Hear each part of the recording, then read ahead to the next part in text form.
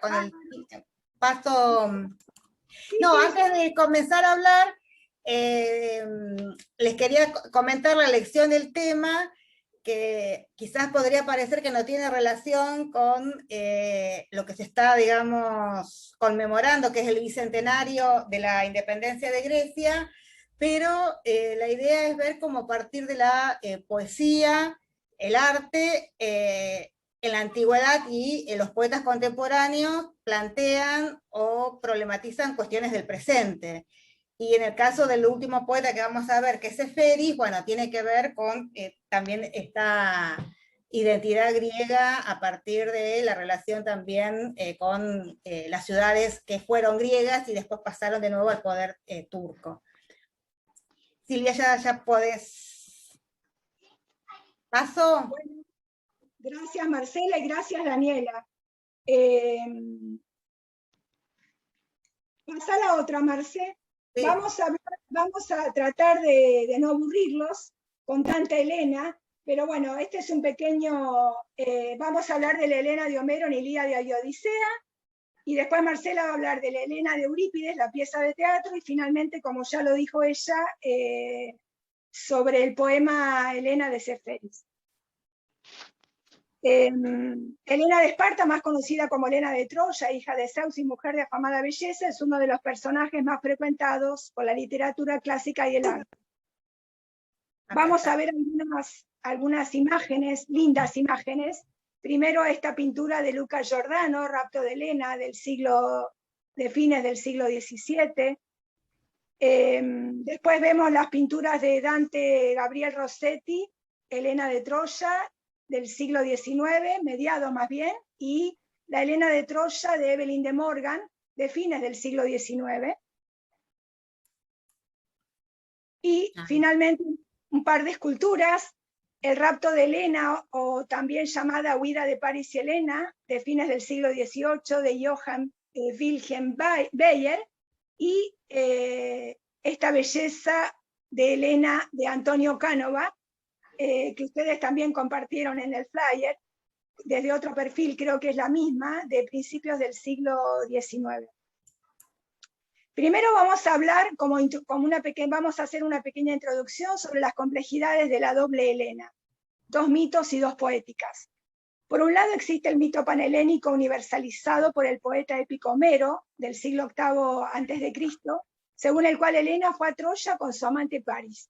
Esta historia de belleza y traición fue conocida y aceptada por los antiguos helenos como pieza central de su principal tradición épica, la Ilíada y la Odisea. Por otro lado, existe la Helena como fantasma, como eidolon, cuya historia niega su ida a Troya. Según este mito local dorio, Helena era una especie de diosa de la naturaleza que nunca abandonó su hogar.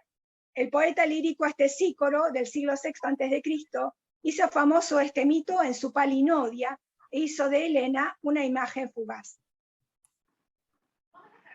La tradición homérica mezcla las dimensiones sacra y desacralizada de Helena, pero al final prevalece la Helena profana. La tradición estercicoriana acepta la presencia de Helena de Troya, pero insiste en que la Helena profana es solo una imagen fugaz, un fantasma, un ídolo, como habíamos dicho. Ahora vemos otra linda imagen de París y Helena en una cerámica de figuras rojas del siglo IV a.C. Y ahora sí, empezamos a hablar un poquito de la Helena de Homero. Primero vamos a la Ilíada de a la Helena de la Ilíada.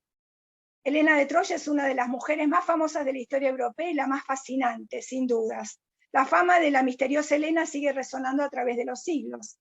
Como ustedes ya saben, Troya y Micena fueron descubiertas, se encontraron tesoros en ambas ciudades. Los reyes Agamenón y Príamo son figuras históricas posibles, quizás.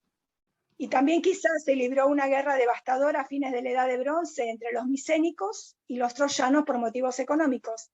Pero por encima de la economía, Homero coloca una causa más seductora, la búsqueda de la belleza. Ningún documento o artefacto histórico podrá disminuir o mejorar a la Helena de Homero, nuestro primer documento griego sobre ella. Homero nos cuenta que los hombres luchan por caballos, bronce, carros, corazas, grebas. plata, oro, esclavos y esclavas. Pero Helena pertenece a otra categoría. A menudo capturada, no es, ni fue ni será una esclava, pero será responsable o se la hará responsable de la esclavitud de las demás mujeres, reducidas a mercancías a causa de Helena, mientras ella sigue siendo una mujer libre. Homero la puso en otro plano al llamarla la hija de Zeus. Como Afrodita, su arquetipo olímpico, Helena trasciende todas las categorías.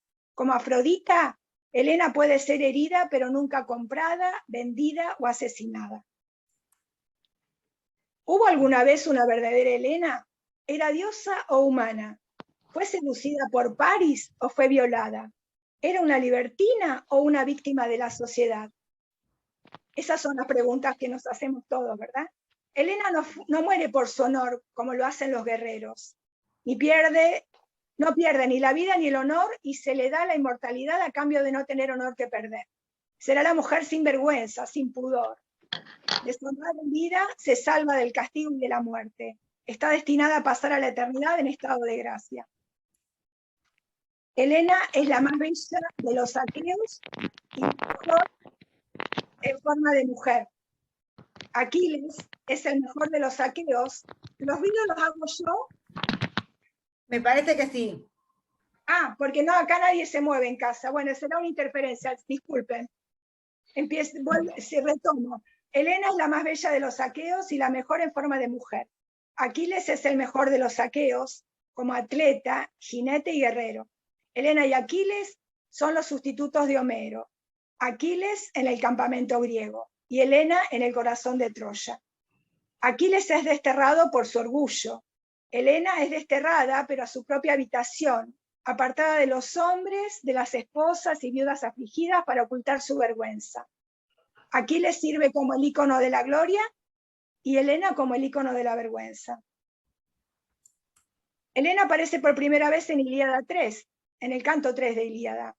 Sola en su habitación, teje su relato silencioso de la guerra en el telar. Cito.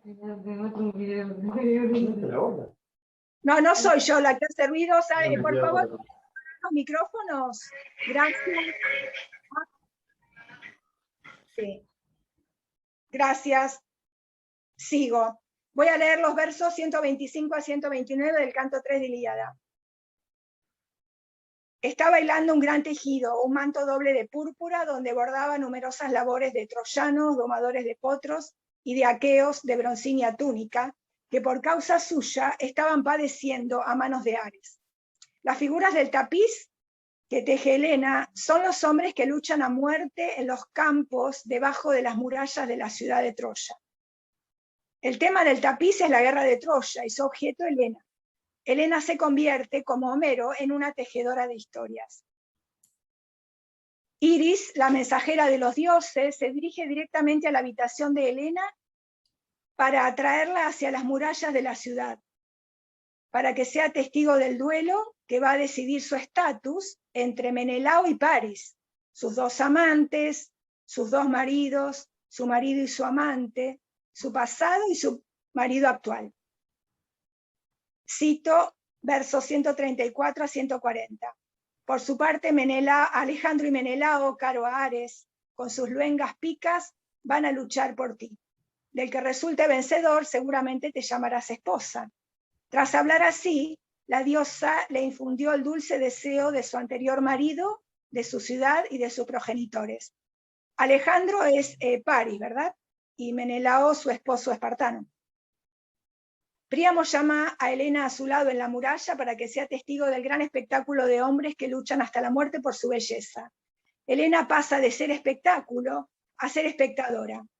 Leo los versos 162 a 165. Ven aquí, hija querida, y siéntate ante mí, y verás a tu anterior marido, a tus parientes políticos y a tus amigos. Para mí, tú no eres culpable de nada. Los causantes son los dioses, que trajeron esta guerra, fuente de lágrimas contra los aqueos. Helena es una diosa virtual, después una novia, y ahora es la hija de un anciano, la hija de Príamo, metafóricamente hablando. Según el punto de vista, Helena es una rehén o una fugitiva del lado griego.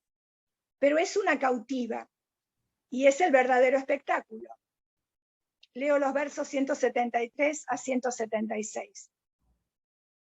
Ojalá la cruel muerte me hubiera sido grata cuando aquí vine en compañía de tu hijo, abandonando tálamo y hermanos, a mi niña tiernamente amada y a la querida gente de mi edad. Mas eso no ocurrió y por eso estoy consumida de llorar. Helena debe ser testigo del pacto entre los griegos y los troyanos, pero también del complot. Ella puede observar, pero debe ser observada. Su función es ser exhibida con orgullo por los troyanos desde la torre y contemplada por los atormentados griegos como el premio digno. Menelao gana el duelo con honor, pero Helena no va a ser declarada su esposa legítima, no va a ser el premio del vencedor. Helena es el premio de Paris, del vencido en el campo de batalla. Afrodita roba a Paris del campo de batalla y lo hace acostar bañado y perfumado para que Helena lo consuele por su falta de virilidad en el campo de batalla. Helena es de vuelta para su propia vergüenza a la cama del hombre sin vergüenza.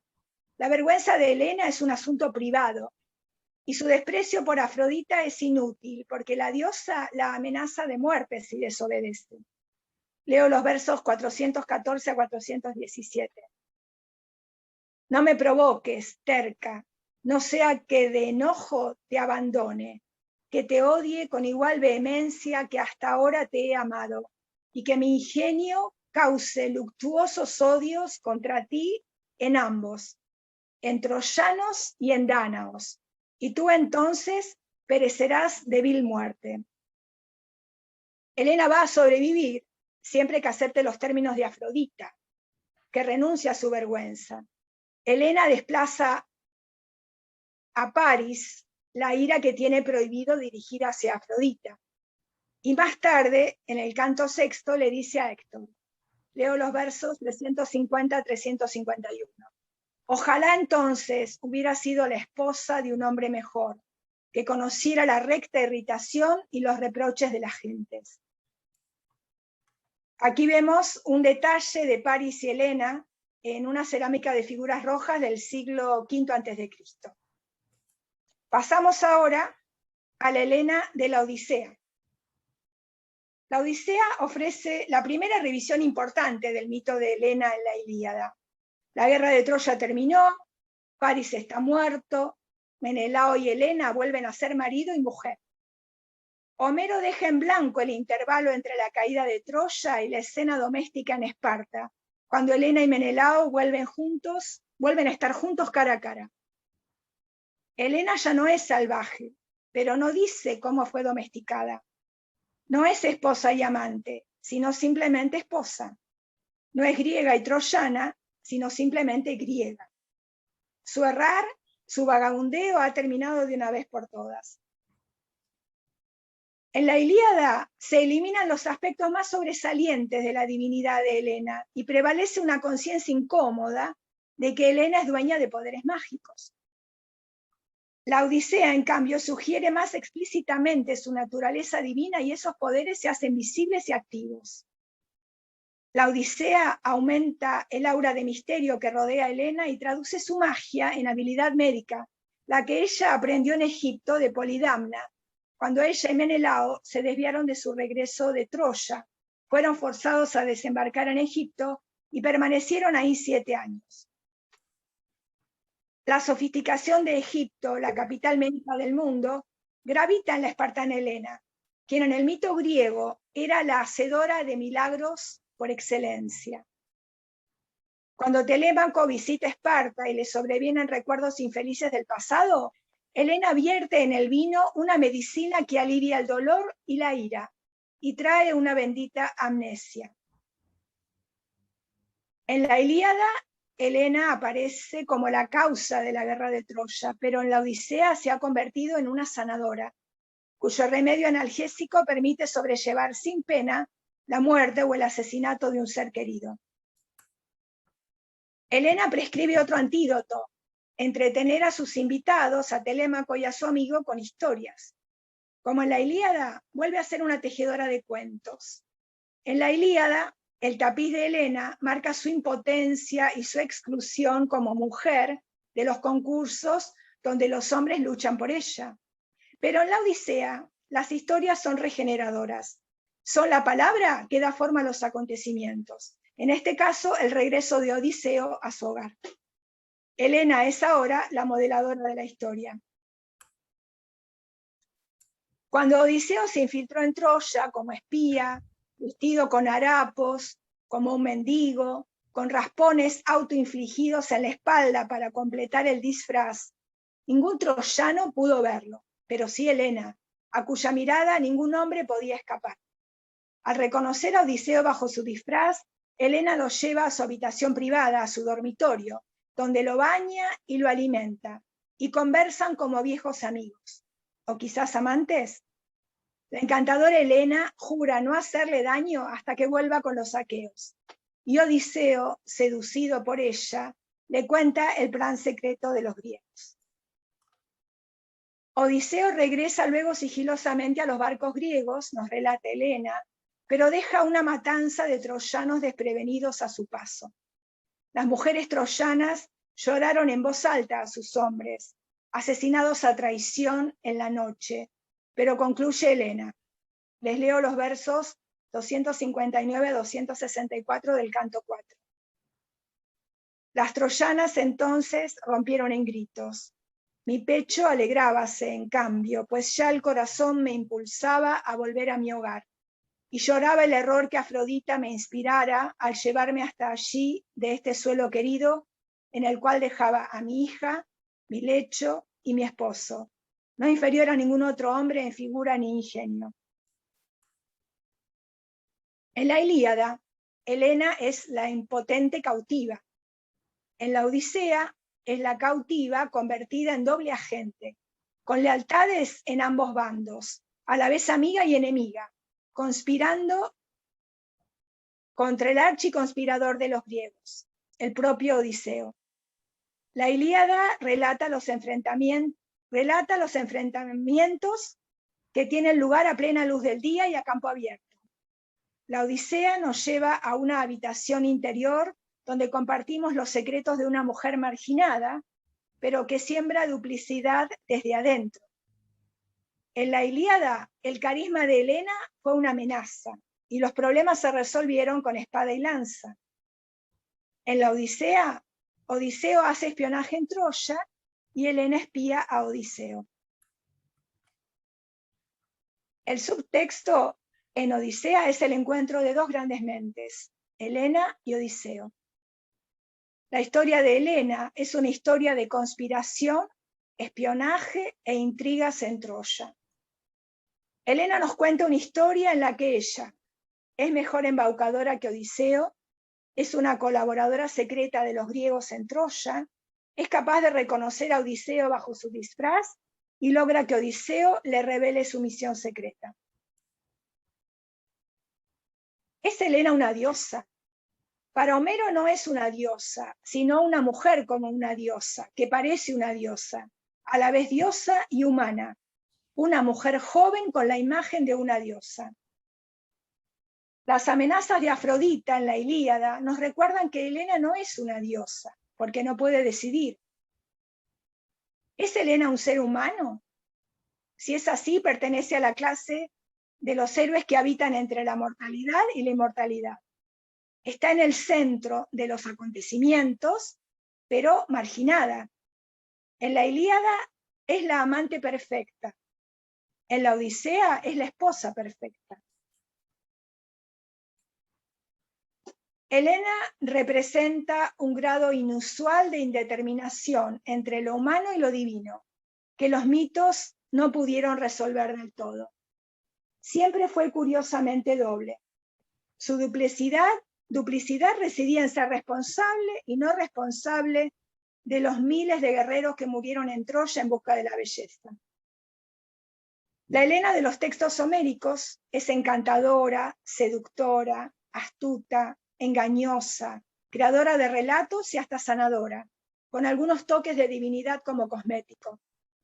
Pero dejamos ahora la epopeya para pasar a la tragedia, a la tragedia Helena de Eurípides, donde la ficción invade cada escena. Y le doy la palabra a mi colega Marcela. Gracias. Bueno, con la Helena de Eurípides, él va a seguir la versión de Stesícoro, que plantea que Helena realmente no fue a Troya, sino que en su lugar fue un eidolon, una nube. La acción de esta tragedia transcurre en Egipto, y lo que se puede ver es que la heroína ha estado todo ese tiempo en Egipto. Y lo que es importante es el motivo, ¿no? Al inicio de la tragedia, sabemos que Helena está lamentándose porque ha sido acogida por el rey Proteo, porque era piadoso. Entonces Zeus encomienda a la verdadera Helena para que la proteja, pero Proteo ha muerto y su hijo quiere casarse con ella por la fuerza. Entonces Helena, lamentando su destino, cuenta su historia pasada y cuenta cómo Hera, que no estaba muy feliz por haber perdido, digamos, el juicio de las diosas. Entonces, para castigar a Afrodita, usa este estratagema. No puede impedir que Paris vaya y rapte a Helena, pero lo que va a hacer es que va a rapte un eidolon, un fantasma, una nube. Y Helena, que como vimos en Homero, aparece toda esta idea de la amante. Silvia hizo una mención, Paris fue el tercer raptor que tuvo Helena, o sea, tiene una historia bastante movidita. Entonces la tradición griega, digamos, la más difundida, la presenta asociada con la sensualidad o con el matrimonio, pero digamos, una mujer seductora. En cambio, en esta tragedia aparece como una esposa casta, fiel, que lucha, que está incluso dispuesta a morir para conservar su castidad. Es totalmente lo contrario a lo que uno se imagina de Helena. Incluso lo que los personajes que aparecen en la tragedia piensan de Helena. Es una suerte la tragedia es como una suerte de novela de enredos, o de las obras de teatro contemporáneas donde hay enredos, desencuentros, porque Teoclímeno, que es el hijo de Proteo, como se quiere casar con ella, y teme que vaya Menelao a buscarla, o que se entere de que Menelao ya ha regresado a Troya y quiera regresar, mata a todo griego que llega a Egipto. Entonces, simultáneamente, cuando nos estamos enterando de toda esta situación, llega Menelao como náufrago, que está regresando de Troya, que está errando, porque, bueno, como se sabe, los griegos cuando toman Troya cometen actos de impiedad, destruyen los templos, violan a sacerdotisas dentro de los templos, no realizan los sacrificios que habían prometido, y por lo tanto ninguno tiene un buen regreso. Todos van a tener un regreso bastante problemático. Entonces, por ese motivo, Menelao está errando y piensa que lleva consigo Helena, o sea, lleva consigo el eidolon. Después de una serie de escenas hasta casi cómicas de cuando los esposos se reconocen, finalmente se resuelven, digamos, regresar juntos, pero era una tarea bastante difícil porque se oponen al poder, se oponen al rey, y gracias a la estratagema, ¿no? Es presentada también como fiel, pero también como inteligente. Es ella la que va a organizar todo el plan de engaño al rey para poder huir con Menelao. La tragedia tiene un final feliz, porque cuando el rey quiere castigar a quienes ayudaron a Helena a huir, bajan, que era algo usual en la tragedia griega, que terminase con lo que se llama Deus ex machina, es decir, bajaban dioses que explicaban por qué había pasado lo que había pasado y tratan de solucionar. Entonces, bajan como Deus ex machina los dos hermanos, Castor y Pollux, de Helena, que anuncian que Helena va a ser venerada como diosa junto a sus hermanos, y que Menelao, por haberse casado con Helena, va a ser recompensado y va a ir a la isla de los bienaventurados. Y entonces termina todo muy bien. Este final feliz ha sido bastante criticado, pero es algo que tenemos que pensar que esta tragedia se puso en escena en el 412, poco después de la gran derrota de Atenas en Sicilia. O sea, en los últimos años de la guerra del Peloponeso, como dando un manotazo de ahogado, van a enviar una expedición para conquistar Sicilia, porque algunas ciudades, el Partido Democrático habían pedido ayuda a Atenas, pero cuando llegan esa situación se había revertido y habían enviado una armada monstruosa que es totalmente derrotada.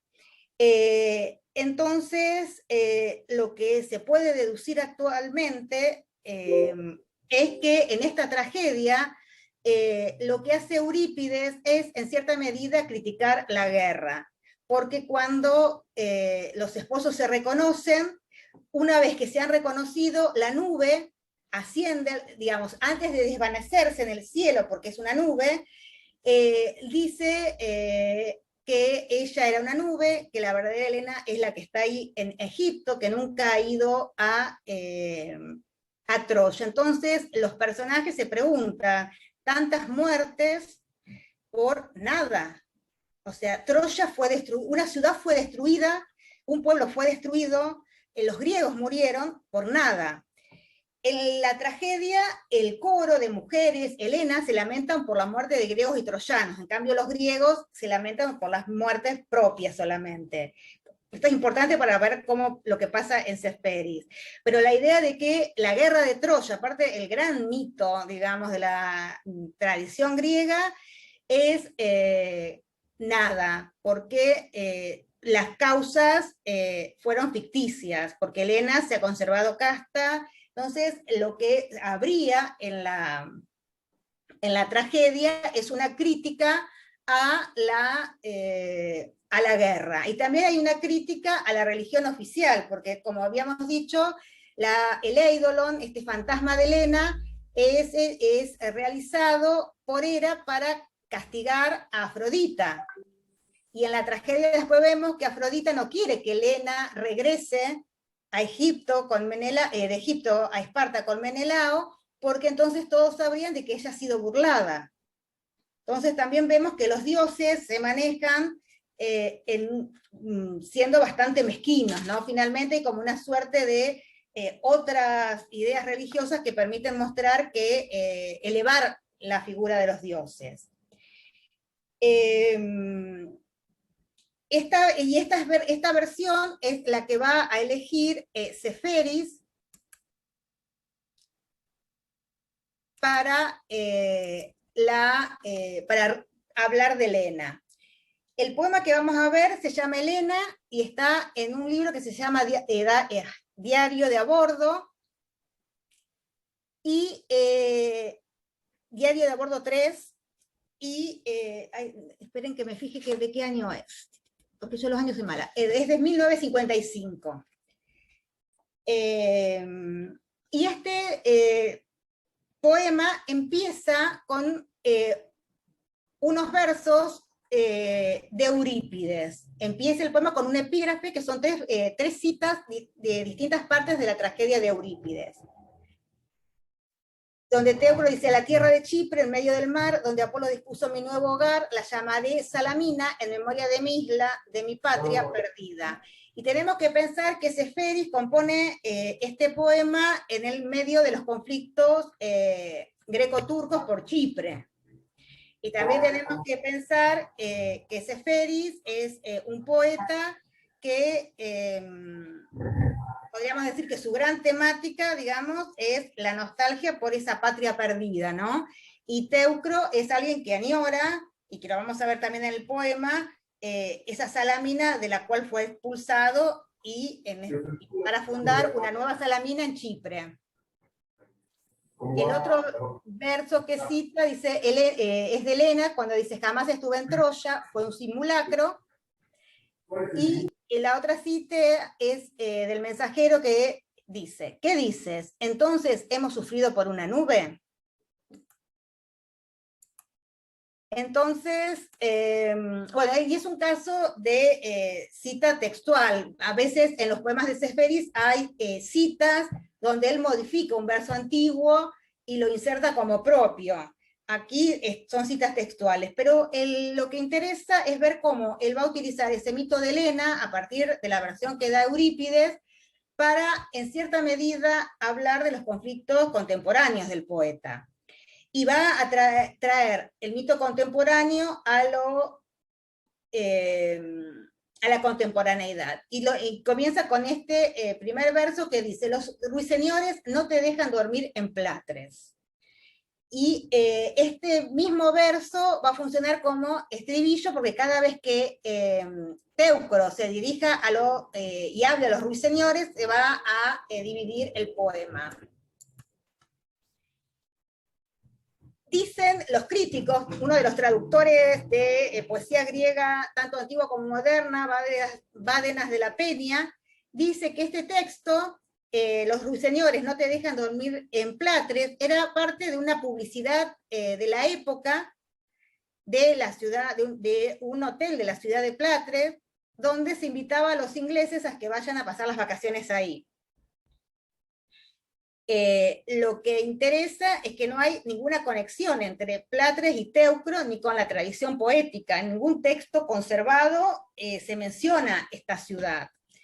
Entonces, este anacronismo, este distanciamiento va a permitir ubicar la situación de Edipo, la situación de Helena en un marco atemporal.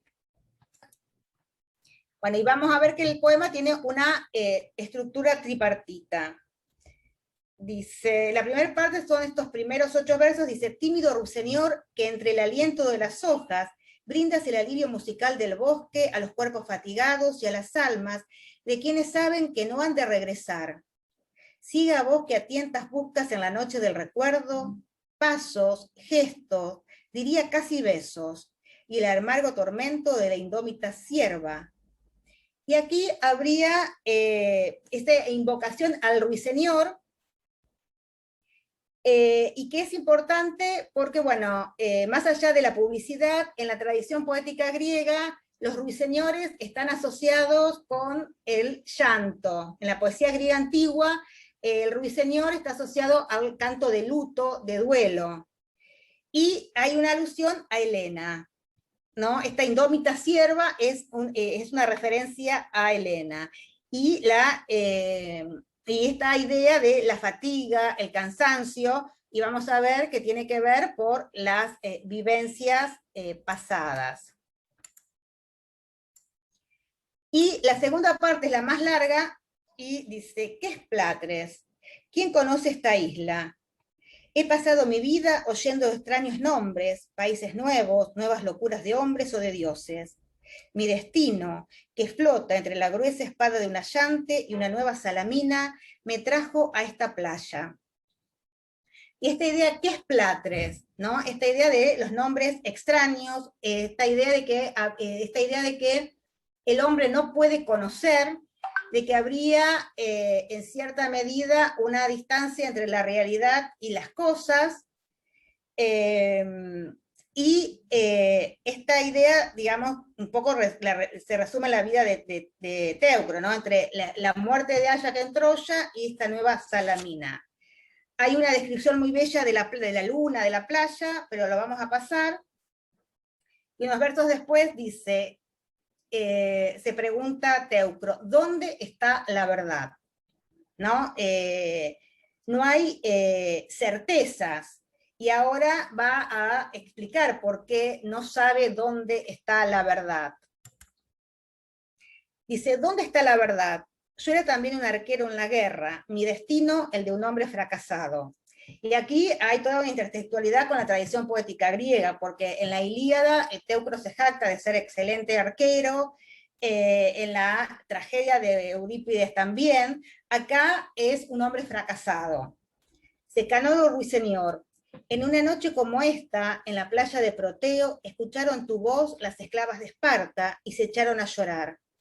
Y entre ellas, ¿quién dirías? Helena. Tantos años que estuvimos buscándola junto al escamandro. Estaba allí, al borde del desierto. Me acerqué a ella y me dijo, no es verdad, decía. Nunca subí a la nave de azulada proa, ni he pisado jamás la fuerte Troya. Con profunda cintura, el sol en los cabellos y ese porte, todo sonrisa y sombras, en los hombros, en los muslos, en las rodillas, radiante piel y ojos, con sus largas pestañas, estaba allí a la orilla de un delta. Y en Troya nada, era solo un espectro, así lo quisieron los dioses, y Paris dormía al lado de una sombra, como si fuera de un ser vivo. Y nosotros estuvimos muriendo por Helena durante 10 años. Un enorme dolor se abatió sobre Grecia, tantos cuerpos arrojados a las fauces del mar y a las fauces de la tierra, tantas vidas entregadas a la muela del molido como si fueran trigo. Y los ríos arrastraban entre el lodo la sangre, por el cimbreo del lino flotante, por una nube, por un tremolar de mariposa, por la pluma de un cisne, por una túnica vacía, por Helena. Y mi hermano, ruiseñor, ruiseñor, ruiseñor, ¿qué es un dios? ¿Qué no es? ¿Qué hay entre uno y otro? Y acá aparece, a Helena aparecía aludida en el verso 8, y aquí aparece la presentación de Helena. Y veíamos que en Troya Helena podía ser colaboradora de Ulises, podía ser esposa. Yo les conté que en Eurípides, en la tragedia, es la astuta que planea la huida de Egipto. En cambio, Aquea es una mera víctima que se queja de sus padecimientos. No hay, digamos, no es la Helena habitual. Si bien la descripción que hace el poeta la presenta, la descripción que hace de Helena es sensual, pero en sí ella lo único que hace es defenderse y a decir que no ha ido a Troya. Y luego esta idea de que han ido a Troya por nada, ¿no? Que todo este sufrimiento, porque frente a la descripción de Helena, una descripción sensual, se describen los que murieron en Troya, o sea, el río Escamandro, que arrastra sangre y lodo, los hombres que son cegados como si fuesen cereal, y todo por nada, ¿no? Y la última parte, bueno, y también el tema que es importante, ¿no? Cuando pregunta qué es un dios, qué no es un dios, qué hay entre uno y otro, esta idea de que, digamos, si realmente existe la divinidad, porque también antes había planteado que esta muerte de los troyanos, de los griegos en Troya, es algo querido por los dioses. Digamos, no hay certezas, o sea, porque si la certeza es que existe Dios y Dios, digamos, permite esta muerte, y esta muerte por nada, bueno, sería un mundo bastante terrible. Y por otro lado también la idea del hombre como juguete del destino, juguete de los dioses, porque tanto aqueos y troyanos piensan que están librando una guerra por algo, y en realidad lo están librando por nada. Y en la tercera parte hay una universalización del sufrimiento de Teucro. De nuevo el apóstrofe: los ruiseñores no te dejan dormir en platres. Avecilla llorosa, a Chipre, besada por las aguas, que han hecho que tanto me acuerde a mi patria. Arribé solitario con esta leyenda. Si es cierto que es una leyenda, si es verdad que los hombres ya no caen en el antiguo engaño de los dioses, si es cierto que otro Teucro, dentro de unos años, o un Ayante, un Príamo o una Écuba, o algún desconocido anónimo que sin embargo haya visto un escamandro repleto de despojos, no está predestinado a escuchar mensajeros que vienen a pregonar que tamaño dolor y tantas vidas se hundieron en el abismo por una túnica vacía, por una Helena. Y aquí la universalización está lo logra mediante un recurso gramatical al anteponer un artículo habla, digamos, indefinido, habla de un príamo, una écuba, un ayante, un escamandro, ¿no? De esa manera los convierte en situaciones, personajes y situaciones universales. Y, y por otro lado, también universaliza ese dolor, o sea, lo que ha pasado en Troya, lo que le ha pasado a él, lo que le ha pasado a Aya, a Príamo, a Écuba, le puede pasar a cualquier ser humano, pero lo que es terrible es que no hay certeza de que los sufrimientos pasados sirvan de enseñanza, ¿no? Porque dice, o algún anónimo desconocido que sin embargo haya visto un escamandro repleto de despojos, no está predestinado a escuchar, ¿no? Es como que no hay otros que están predestinados a vivir, sufrir lo mismo que han sufrido los aqueos y los troyanos en Troya. Y aquí hay, a diferencia de lo que pasaba en la tradición, digamos, antigua griega, el dolor digamos, de los dos lados, ¿no? Aquí sufrieron aqueos y troyanos, cuando en la tradición griega se enfatizaba o se sentía compasión solamente por la tradición, por el sufrimiento griego. Bueno, y bueno, queríamos ver un poco en esta, digamos, revisitación del mito de Helena en Seferis, como un modo de pensar lo que estaba sucediendo. Bueno, porque este poema pertenece a lo que la crítica llama el ciclo de poemas chipriotas, que él compone para hablar de, o reflexionar a través de la poesía, de la situación política de Chipre. Pero bueno, más allá de esta relación con Chipre, está lo que se ha hablado otras veces acerca de Seferis, ¿no? Como un poeta que siempre tiene un tono nostálgico porque está, digamos, repensando o reflexionando esta imposibilidad de volver a la patria, ¿no? Él es un griego minorasiático que vive, digamos, lamentando, digamos, la patria perdida, ¿no? Y estos poemas, y en realidad casi toda la poesía de él, está reflexionando acerca de esta idea de, bueno, de qué es la patria y cómo llegar o regresar a ella, si es posible o no. Bueno, muchas gracias.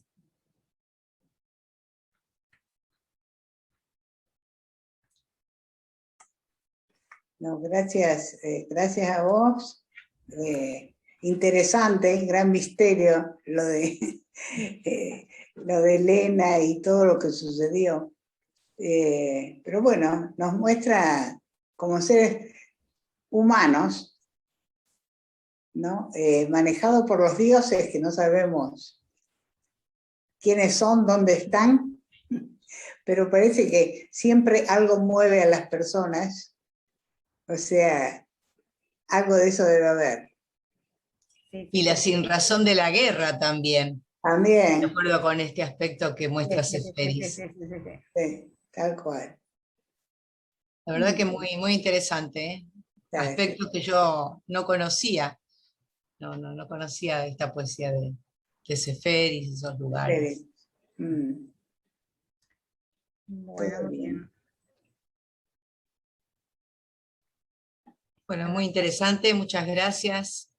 Un aplauso virtual. No podía poner, perdón, pero no podía poner el audio antes porque el perro había enloquecido ladrando.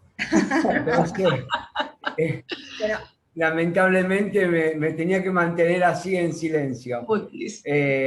Bueno, como siempre, muy agradecido de parte de toda la colectividad griega, en mi persona como presidente, porque siempre, la verdad que nos ilustran con una cantidad de información y de datos, por ahí uno los tiene a nivel general, pero esto de entrar minuciosamente y con distintas miradas, la verdad que es muy enriquecedor.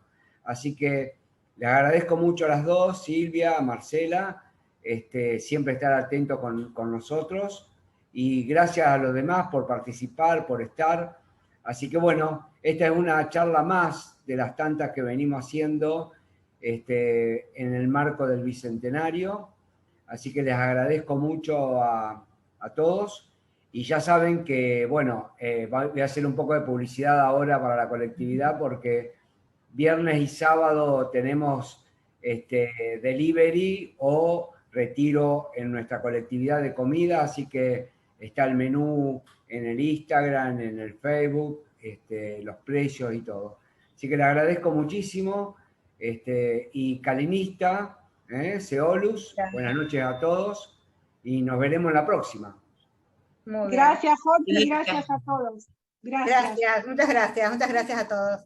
Gracias a ustedes. Gracias, Matías. Chao. Hasta luego, chao. Ana, también gracias a todos. Gracias. Gracias, buenas noches. Chao, gracias a todos. Estela. Al contrario, gracias a ustedes. Gracias, hasta luego. Hasta luego. Hasta luego.